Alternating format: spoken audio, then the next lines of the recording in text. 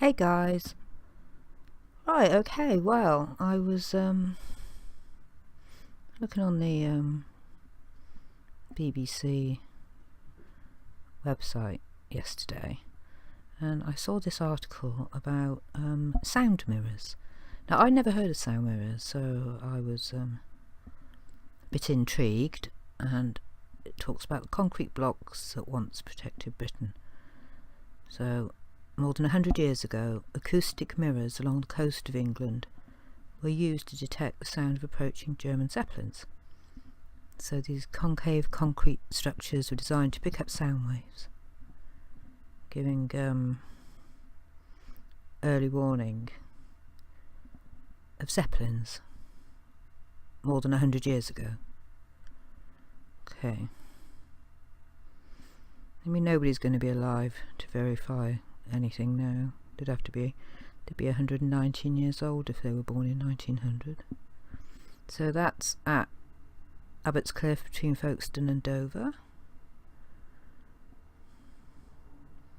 So they were invented by Major William Sansom Tucker and known as sound mirrors. Their development continued until the mid-1930s when radar made them obsolete. But apparently they were complete rubbish anyway. They didn't work. Here's one that fell off a cliff in Sheppey, Isle of Sheppey. Looks like something off Lost. So here's one in Redcar that was built in 1916, so they say. Maybe they were. The sound mirror experiment, this idea of having a chain of concrete structures facing the channel using sound to detect the flight trajectory of enemy aircraft, was just that, an experiment. They tried many different sizes and designs before the project was scrapped when radar was introduced. The science was solid, but it didn't work. It didn't work, did they? I wonder if it's Antiquitech.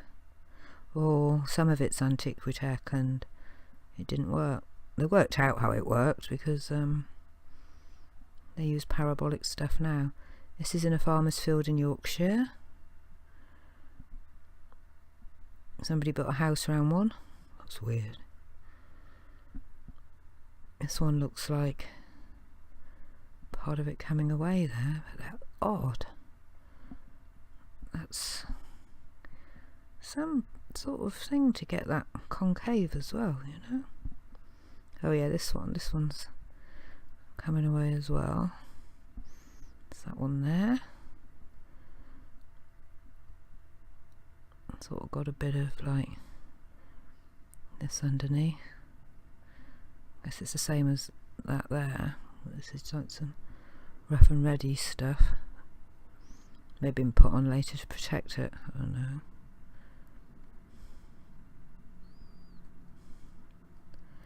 And that one there built into a cliff, or it's been mud flooded or something. Seems a bit of a strange place to put one, half buried. Obviously that's been there longer than they say. That's 15 foot wide. This one looks like it's been patched up a lot, doesn't it? Sandbags there. That's all been concreted over there. This has all been patched up here. That's crazy. A larger 30-foot mirror can be found nearby. Blimey.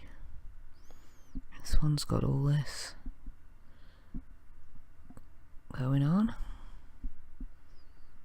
There are 3 sound mirrors on the coast at Dengat near Dungeness. The first is 20 foot. They're big things.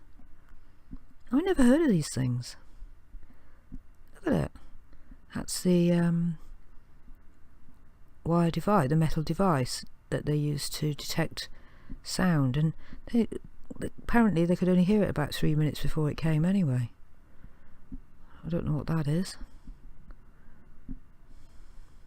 This is 20 foot tall, and I don't know if there's anything on the other side. I don't know why they filmed the back of it. It seems a bit bizarre. There's all sort of building debris here as well. This has been mud flooded. Look at this. Sound devices. So this is sonicwonders.org. It's got a little site here. So more sound mirrors. Acting on sound like a concave shaving mirror focuses light. Sound from the aircraft is concentrated to a point where a microphone picks up the sound. The largest structures allowed aircraft to be detected 6.5 miles away, as well as determining the direction of attack to an accuracy of 1.5 degrees. Overall, they weren't terribly effective and became obsolete and abandoned when radar was invented. So there's a metal pole there.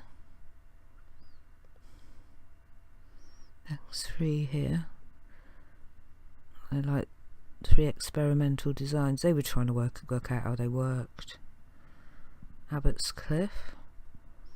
So, posh term is acoustic mirror, which is a passive device used to reflect and focus sound waves. It's so sort of interesting with our Antiquitech. Pairs of large parabolic acoustic mirrors which function as whisper galleries are displayed in science museums to demonstrate sound focusing. This is really interesting.